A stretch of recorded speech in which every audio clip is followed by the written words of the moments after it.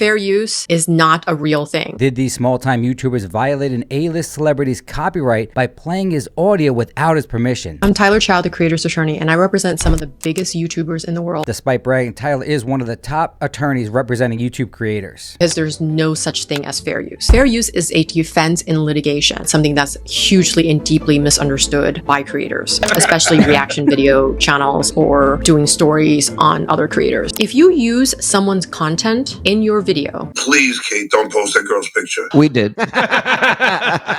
even if it's 1 second, very careful when you're about to use someone else's IP. Be proactive. Reach out to the IP holder, ask them for permission, ask them, can I use your video? And if they want to be paid, then you should pay them. These small-time YouTubers created a private stream and charged $40 to hear the recordings of John Edward Melendez. However, it's not clear if they had permission from Mr. Melendez or they were compensating him. If you decide to not pay them and use their video and they put a copyright strike, then the fault lies with you. I know that's harsh, but it really is the truth. Although this sounds like advice, I am not your attorney. This is not legal advice. This is just for educational purposes. The same is true for myself. Any reference to these small-time YouTubers and the John Edward Melendez situation is strictly ours and has nothing to do with Tyler. Fair use has very strict elements. You have to transform it deeply. It has to be used for criticism or critique or education, and you cannot monetize from it. Thank you for purchasing the stream. Which most people on YouTube fail that last part because most of your videos are monetized. Purchasing the stream. That last element is very critical. I'm not sure these small-time YouTubers knew that, or perhaps they are compensating John Edward Melendez